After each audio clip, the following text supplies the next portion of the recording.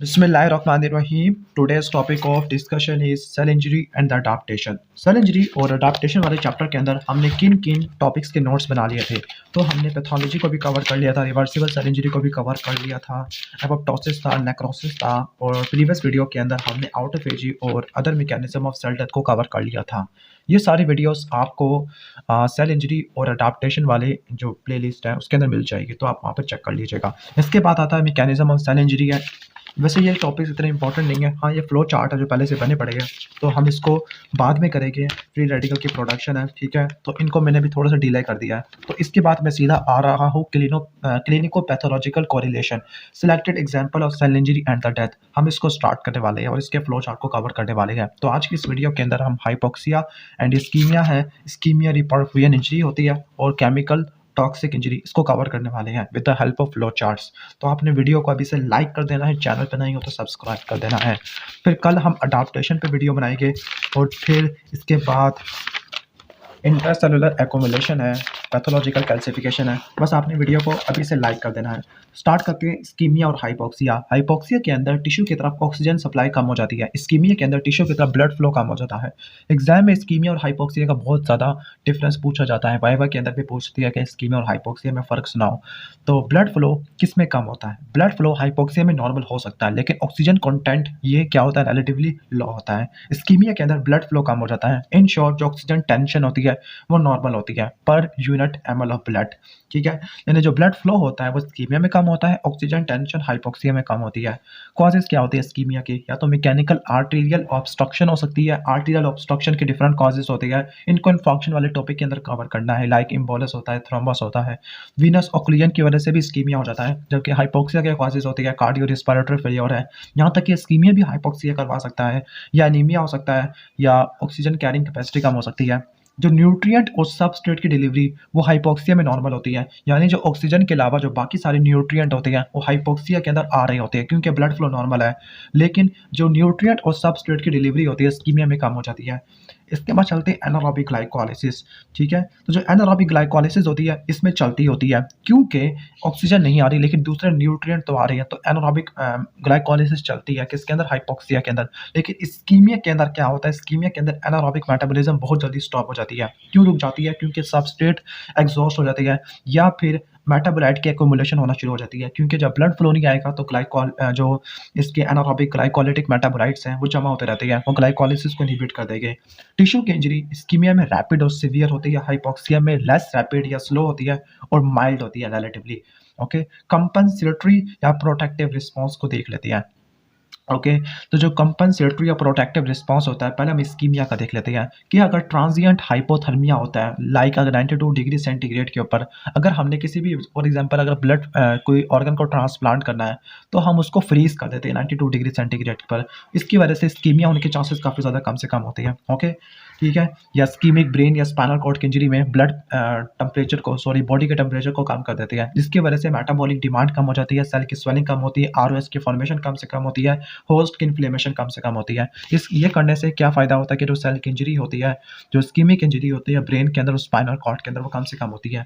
दूसरी तरफ हाइपोक्सिया में कंपनसेटरी या प्रोटेक्टिव मैकेनिज्म क्या होती है? जब भी हाइपोक्सिया होता है तो फिर हाइपोक्सिया इंड्यूसिबल फैक्टर की इंडक्शन होती है, ठीक है, जीन एक्सप्रेशन वाले मैकेनिज्म के जरिए। फिर वो जीन एक्सप्रेशन के जरिए काम करता है, ट्रांसक्रिप्शन फैक्टर है, वेस्कुलर एंडोथेलियल ग्रोथ फैक्टर की प्रोडक्शन को बढ़ा देता है, एक्टिविटी को बढ़ा देता है, वो आगे न्यू वेसल्स की ग्रोथ करवा देगा। इसके अलावा दूसरी प्रोटीन की एक्सप्रेशन को भी बढ़ा देगा। वो प्रोटीन या एंजाइम ग्लूकोज की अपटेक करवाते हैं, ग्लाइकोलाइसिस को बढ़ा देते हैं, माइटोकॉन्ड्रियल ऑक्सीडेटिव फॉस्फोरिलेशन को कम कर देते हैं। तो ये अडाप्टेशन, कंपनसेशन या प्रोटेक्टिव रिस्पॉन्स कह सकते हैं। ये हो गया पूरा ओवरऑल टेबल इस्कीमिया और हाइपोक्सिया का। तो इसको कर लोगे तो आपको थ्योरी पढ़ने की कोई ज़रूरत नहीं है। इसके बाद है वारबर्ग इफेक्ट। अब जो वारबर्ग इफेक्ट होता है ये एरोबिक ग्लाइकोलाइसिस होती है। ये स्पेशलाइज्ड टाइप की ग्लाइकोलाइसिस होती है जो ट्यूमर के अंदर देखने को मिलती है, जो नॉर्मली रैपिडली प्रोलिफरेटिंग होती है। यानी जो कैंसर सेल होती है और हमारी नॉर्मल बॉडी के सेल जो रैपिड प्रोलिफरेशन करती है वो एरोबिक ग्लाइकोलाइसिस के ऊपर रिलाई करते हैं, ना कि ऑक्सीडेटिव फॉस्फोरिलेशन की तरफ। यानी ऑक्सीजन की प्रेजेंस में भी ये लैक्टेट की प्रोडक्शन कराते हैं। That is why this is called aerobic glycolysis. Okay, अब इनका जो वारबर्ग इफेक्ट होता है स्पेसिफिकली ट्यूमर के अंदर, उसकी क्या रीज़न होती है या इंपॉर्टेंस क्या होती है? क्योंकि ग्लाइकोलाइसिस के नतीजे में, ठीक है, जो मेटाबोलाइट्स प्रोड्यूस होते हैं वो प्रीकर्सर के तौर पे काम आते हैं। किसके लिए प्रीकर्सर? प्रोटीन की, लिपिड्स की या न्यूक्लिक एसिड की। That is why they are very important. Okay, तो ग्लाइकोल एरोबिक ग्लाइकोलिसिस की तरफ वो जाना पसंद करते होती है क्योंकि इनको क्या मिलती है, न्यूट्रिएंट मटेरियल मिल जाती है for the synthesis of protein, lipids and the nucleic acid. ठीक हो गया। बाकी इस टॉपिक को हमने एक्सप्लेन किया हुआ है कि इस वाले टॉपिक के अंदर न्यूप्लेजिया के अंदर, वहाँ पे आप देख लेना वारबर्ग इफेक्ट है, हॉल मार्क्स ऑफ कैंसर के अंदर है।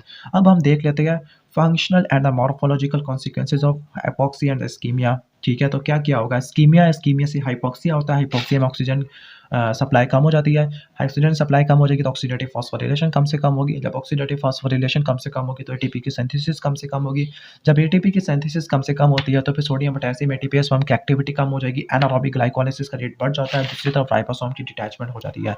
जब राइबोसोम की डिटैचमेंट होती है प्रोटीन यानी एनर्जी ना होने की वजह से, तो प्रोटीन के सिंथेसिस स्टॉप हो जाती है, दूसरी तरफ सोडियम पोटेशियम एटीपीएस पंप काम नहीं करता तो सोडियम का, कैल्शियम का, वाटर का इन्फ्लक्स होना शुरू हो जाता है और पोटेशियम का इन्फ्लक्स होता है। पोटेशियम के इन्फ्लक्स को इग्नोर कर दो, लेकिन सोडियम, कैल्शियम और वाटर के इन्फ्लक्स से सेल की स्वेलिंग होती है, एंडोप्लाज्मिक रेटिकुलम की स्वेलिंग होती है, माइक्रोविलाई लॉस हो जाती है, प्लाज्मा मेम्ब्रेन के ऊपर ब्लैब्स, ब्लंटिंग सब चीज़ें देखने को मिलती हैं जो रिवर्सिबल सेल इंजरी को इंडिकेट करती है। एनारोबिक ग्लाइकोलाइसिस के अंदर ग्लाइकोजन का कंटेंट कम होना शुरू हो जाता है, क्यों? क्योंकि ज़्यादा ग्लूकोज तोड़ा जाता है एरोबिक ग्लाइकोलाइसिस में to produce given amount of ATP. तो जो ग्लूकोज आ रहा है वो ग्लाइकोजन से आएगा, जिसकी वजह से ग्लाइकोजिनोलाइसिस की वजह से ग्लाइकोजन कंटेंट कम हो जाएगा, लैक्टेट की प्रोडक्शन ज़्यादा हो जाती है और लैक्टेट पीएच को ड्रॉप कर देगा, पीएच ड्रॉप होती है तो वो न्यूक्लियर क्रोमेटिन की क्लम्पिंग करवा देता है। अब इस्कीमिया डिपेंड करता है कि उसकी सिविरिटी क्या है। ठीक है, अगर माइल्ड इस्कीमिया है तो वो ऑक्सीडेटिव फॉस्फोरिलेशन को स्टॉप कर देता है। ठीक है, ऑक्सीडेटिव फॉस्फोरिलेशन स्टॉप होती है वही एटीपी वगैरह, तो ऑर्गेनली और सेल की स्वेलिंग होती है जो कि रिवर्सिबल सेल इंजरी होती है। लेकिन अगर सीवियर या प्रोलॉन्ग इस्कीमिया है तब इरिवर्सिबल सेल इंजरी हो जाएगी और इरिवर्सिबल सेल इंजरी के अंदर मेम्ब्रेन डैमेज होना शुरू हो जाती है। ठीक है, फॉर एग्जांपल कि अगर ऑक्सीजन प्रोलॉन्ग इस्कीमिया हो गया तो ऑक्सीजन की डेफिशिएंसी होती है, दूसरी तरफ कैल्शियम का इन्फ्लक्स बढ़ जाता है और तीसरी तरफ प्रोटीएस की एक्टिवेशन होती है जो कैल्शियम के इन्फ्लक्स से होती है। जब ऑक्सीजन कम होती है तो फिर फॉस्फोलिपिड की रिसाइक्लिंग या सिंथेसिस कम से कम होती है, जिसकी वजह से फॉस्फोलिपिड लॉस होना शुरू हो जाती है। दूसरी तरफ जो कैल्शियम का इन्फ्लक्स होता है, वो कैल्शियम का इन्फ्लक्स करता क्या है, वो फॉस्फोलाइपेज और प्रोटीएस को एक्टिवेट कर देगा, वो आगे लिपिड्स को ब्रेक डाउन कर देगा, साइटोस्केलेटन को डिस्ट्रॉय कर देगा। इन शॉर्ट मेम्ब्रेन डैमेज हो जाएगा। अगर ऑक्सीजन की डेफिशिएंसी होती है, हाइपोक्सिया होता है, तो उसकी वजह से दोनों टाइप की इंजरी हो सकती है, नेक्रोसिस भी और एपोप्टोसिस भी। दोनों टाइप के सेल डेथ वाले मैकेनिज्म एक्टिवेट होते हैं। लाइक अगर ऑक्सीजन सप्लाई कम हो जाएगी तो माइटोकॉन्ड्रियल डिसफंक्शन या डैमेज हो जाएगा, इस केस में साइटोक्रोम सी लीक आउट कर जाएगा तो एपोप्टोसिस हो जाएगा। अगर ऑक्सीजन की सप्लाई कम हो गई है, ठीक हो गया, तो माइटोकॉन्ड्रियल डिसफंक्शन हो गया, तो मे बी माइटोकॉन्ड्रियल डिसफंक्शन या डैमेज की वजह से आरओएस की प्रोडक्शन ज़्यादा हो जाती है और एटीपी की प्रोडक्शन कम से कम होती है। तो इस केस में जो इंजरी होती है वो नेक्रोसिस वाले मैकेनिज्म को फॉलो करती है। ठीक हो गया, तो ये नेक्रोसिस आ जाएगा यहाँ पर। तो ये सारा क्लिनिकल एग्जाम्पल में लिखा हुआ है। ठीक है, ओके। अब हम चलते हैं इस्कीमिया रिपर्फियर इंजरी वाले टॉपिक की तरफ। इन शॉर्ट के जो मैंने स्केचेस बनाए हुए हैं ये इनको भी कवर कर देंगे। ठीक हो गया, तो आपको ये वाला टॉपिक पढ़ने की मेरी खास ज़रूरत नहीं है, तो वो इन्हीं स्केचेस से कवर हो जाएगा। अब इसके बाद है इस्कीमिया रिपर्फियर इंजरी होती है। इस्कीमिया रिपर्फियर इंजरी में असल में होता ही है कि पहले कोई टिश्यू इस्कीमिक थे लेकिन आपने उनकी ब्लड फ्लो को रिस्टोर कर दिया। जब ब्लड फ्लो को रिस्टोर करते हैं इस्कीमिक टिश्यू की तरफ तो सेल की इंजरी बढ़ जाती है। ठीक है, ओके।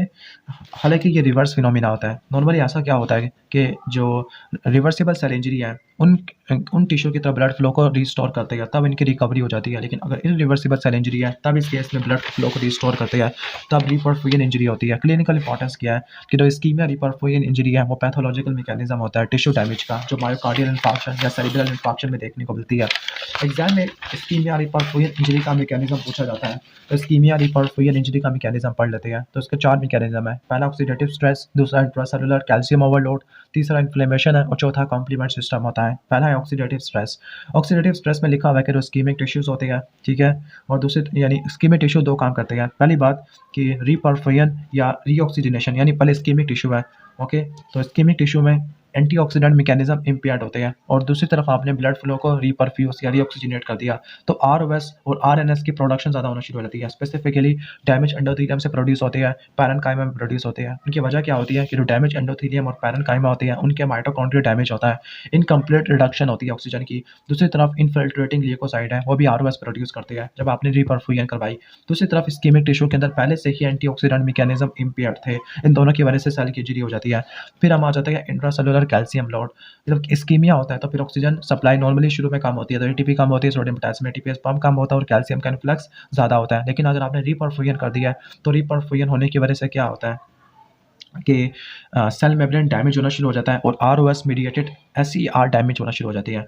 जब ये डैमेज होगा तो कैल्शियम का रिलीज ज़्यादा से ज़्यादा हो जाएगा। जब कैल्शियम का ओवरलोड होगा, चाहे आपने इस्कीमिया से करवाया है या रिपरफ्यूजन से करवाया है, इन दोनों मैकेनिज्म के जरिए माइटोकॉन्ड्रियल ट्रांजिशन पर ओपन हो जाती है, एटीपी की डिप्लेशन होती है और एटीपी की डिप्लेशन होती है तो सेल इंजरी आपको देखने को मिलती होती है। इसके बाद इन्फ्लेमेशन। इन्फ्लेमेशन अब नॉर्मली होता है क्या, इस्कीमिक टिश्यू के अंदर होता है क्या, इस्कीमिक टिश्यू डेंजर सिग्नल को रिलीज करना शुरू कर देते हैं डेड टिश्यू से, और उसके अलावा ये साइटोकाइन की सिक्रेशन को भी बढ़ा देती है। तीसरी चीज़ ये है कि ये एडहियन मॉलिक्यूल को एक्सप्रेस करना शुरू कर देते हैं by hypoxic parenchymal endothelial cell, जिसको बोलते हैं इन्फ्लेमेशन। लेकिन अगर आपने ब्लड फ्लो को रिस्टोर कर दिया तो इसकी वजह से न्यूट्रोफिल की रिक्रूटमेंट ज़्यादा से ज़्यादा होगी, क्योंकि जो डेड टिश्यू थे वो डेंजर सिग्नल रिलीज कर रहे थे, साइटोकाइन की सिक्रेशन को स्टिमुलेट करवा रहे थे और एडहियन मॉलिक्यूल की एक्सप्रेशन को बढ़ा रहे थे। लास्ट है कॉम्प्लीमेंट सिस्टम। नॉर्मली होता है कि इस्कीमिक टिश्यू के अंदर जो आईजीएम एंटीबॉडीज होती है वो जमा होना शुरू हो जाती है, यानी आईजीएम एंटीबॉडी इस्कीमिक टिश्यू में डेपोजिट हो जाएगा। लेकिन अगर आपने रिपरफ्यूजन करवाई है तो जो कॉम्प्लीमेंट प्रोटीन है वो डेपोजिट एंटीबॉडी के साथ बाइंड करना शुरू कर देगी। कॉम्प्लीमेंट सिस्टम की एक्टिवेशन होती है, इन्फ्लेमेशन होती है और सेल की इंजरी देखने को मिलती है। तो ये थे इस्कीमिक रिपरफ्यूजन इंजरी के मैकेनिज्म। अब लास्ट टॉपिक है वो है केमिकल इंजरी और केमिकल टॉक्सिन इंजरी। ठीक हो गया, तो इसके मैकेनिज्म को कवर करते हैं। तो जो टॉक्सिन्स या केमिकल्स होते हैं, जो टॉक्सिन्स होती है वो केमिकल्स भी हो सकते हैं, इन्वायरमेंट के भी इन्वायरमेंटल सोर्स से भी आ सकते हैं, या कुछ ऐसे सब्सटेंस होते हैं जो इन्फेक्शियस पैथोजन प्रोड्यूस करता है, लाइक एंडोटॉक्सिन, एक्सोटॉक्सिन। ये सेल की नेक्रोसिस करवाते हैं, स्पेशली लीवर के अंदर। अब इनका मैकेनिज्म क्या होता है, तो जो केमिकल या टॉक्सिक इंजरी होती है वो दो टाइप की होती है, एक है डायरेक्ट और दूसरा इनडायरेक्ट। डायरेक्ट के अंदर पहले से वो एक्टिव होती है, इनकी एक्टिवेशन की कोई ज़रूरत नहीं होती लीवर के अंदर। लेकिन जो इनडायरेक्ट मैकेनिज्म के अंदर पहले इनकी एक्टिवेशन होनी है लीवर के अंदर, पहले ये एक्टिव हो गए फिर ये नुकसान पहुंचाना शुरू कर देंगे। तो डायरेक्ट टॉक्सिटी के अंदर होगा क्या कि एक डायरेक्टली काम करेंगे, हमारे क्रिटिकल मॉलिक्यूलर कंपोनेंट पे जाके बाइंड करेंगे या सेलुलर ऑर्गेनेल पे जाके बाइंड करेंगे और नुकसान पहुंचाना शुरू कर देंगे। लाइक मर्करी क्लोराइड होता है, ये कंटेमिनेटेड फूड के इंजेक्शन से हासिल होता है, यानी अगर ऐसी फूड लिया जो कंटेमिनेटेड है तो वहाँ पे मर्करी क्लोराइड होता है। मर्करी सेल्फ हाइड्राइल ग्रुप पे जाके बाइंड करेगा, स्पेसिफिकली सेल मेम्ब्रेन की प्रोटीन की, तो वहाँ पर एटीपी डिपेंडेंट ट्रांसपोर्ट को रोक देगा, दूसरी तरफ से मेम्ब्रेन की परमिएबिलिटी को बढ़ा देगा। इन दोनों की वजह से क्या होगा, सेल की डेथ देखने को मिलती है। ये ऐसे सेल को अफेक्ट करता है जो कि न्यूट्रिएंट को या टॉक्सिन्स को यूज़ करते हैं, एब्जॉर्ब करते हैं, एक्सक्रीट करते हैं, कंसंट्रेट करते हैं, स्पेसिफिकली जीआईटी और किडनी, लीवर का यहाँ पे लिखा नहीं है रोल। ओके, दूसरी एग्जांपल दी है एंटी नियोप्लास्टिक कीमोथेरेपेटिक का। तीसरी है कि कुछ माइक्रो ऑर्गेनिज्म के टॉक्सिन्स होते हैं, एक्सोटॉक्सिन, एंडोटॉक्सिन। चौथी है साइनाइड की, जो माइटोकॉन्ड्रियल साइटोक्रोम ऑक्सीडेज को इनहिबिट कर देता है, जिसकी वजह से ऑक्सीडेटिव फॉस्फोरिलेशन ब्लॉक हो जाती है। इसके बाद है केमिकल और टॉक्सिक इंजरी। कुछ इनडायरेक्ट मैकेनिज्म के जरिए काम करते हैं, लाइक कुछ बायोलॉजिकली इनएक्टिव टॉक्सिन्स होते हैं। ठीक है, तो लीवर के अंदर साइटोक्रोम P450 जो कि एसईआर के अंदर होता है, तो वो पहले इनको एक्टिवेट करा देता है। जब वो एक्टिवेट होते हैं तो कोवेलेंट बाइंडिंग करते हैं प्रोटीन और लिपिड्स की। दूसरी तरफ आरओएस की फॉर्मेशन को बढ़ा देती है।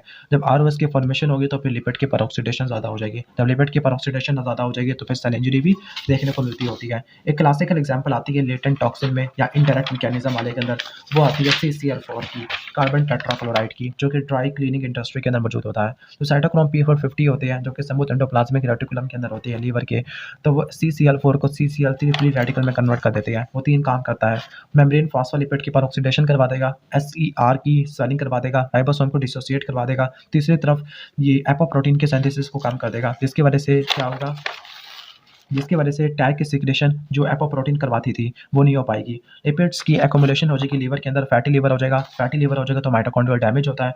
माइटोकॉन्ड्रियल डैमेज होता है तो फिर एटीपी की प्रोडक्शन कम से कम होती है। जब एटीपी नहीं होता तो फिर सेलुलर स्वेलिंग होती है, डिफेक्टिव आयन ट्रांसपोर्ट होता है। दूसरी तरफ प्रोटीन के सिंथेसिस नहीं होगी तब भी सेल की इंजरी होती है। तीसरी तरफ क्या होगा कि लिपिड की परऑक्सीडेशन बढ़ जाती है तो फिर फैटी एल्डिहाइड ज़्यादा हो जाती है, वो मेम्ब्रेन को और ज़्यादा डैमेज करना शुरू कर देते हैं, एंडोप्लाज्मिक रेटिकुलम की मेम्ब्रेन को नुकसान पहुंचा देंगे, जिसकी वजह से एंजाइम की, प्रोटीन की, प्लाज्मा प्रोटीन की सिंथेसिस स्टॉप हो जाएगी। लेस देन 30 मिनट में ऐसा काम होता है। इन शॉर्ट इन सारे मैकेनिज्म की वजह से सेल की इंजरी होती है। तो पहली एग्जांपल थी कार्बन टेट्राक्लोराइड की और दूसरी एग्जांपल होती है एनाल्जेसिक ड्रग की, एस्टामाइनोफेन की। और आपको पता है कि जो एस्टामाइनोफेन है मेटाबॉलिज्म से क्या करवाता है, मेटाबॉलिज्म से एक्टिव हो जाता है, स्पेसिफिकली फेज 1 मेटाबॉलिज्म से। लेकिन जब इसकी ग्लूटाथायोन से क्या होनी चाहिए, पहले इसकी कॉन्जुगेशन होनी चाहिए, लेकिन अगर कॉन्जुगेशन ना हुई तो ये एस्टामाइनोफेन का एक्टिव मेटाबोलाइट लीवर को उड़ा देगा, लीवर को डैमेज कर देगा, जिसको बोलते हैं हेपाटोटॉक्सिटी। तो हमने क्या कवर कर लिया है, हमने कुछ फ्लो चार्ट ये वाले भी कुछ कवर कर लिया फ्लो चार्ट। ठीक है, ओके। और बेसिकली हमने जो कवर किया है वो ये वाला टॉपिक कवर किया है, clinico pathologic correlation of of जैसे लाइक सेल इंजरी है, हाइपोक्सिया, इस्कीमिया कवर कर लिया, केमिकल टॉक्सिक इंजरी कवर कर लिया, इस्कीमिया रिपरफ्यूजन इंजरी कवर कर लिया। तो हमने सारे कवर कर लिया है। अगर आपको वीडियो अच्छी लगी है तो वीडियो को लाइक कर देना, चैनल पर नए हो तो सब्सक्राइब कर देना। मिलते हैं नेक्स्ट वीडियो में, तब तक के लिए अल्लाह हाफ़िज़।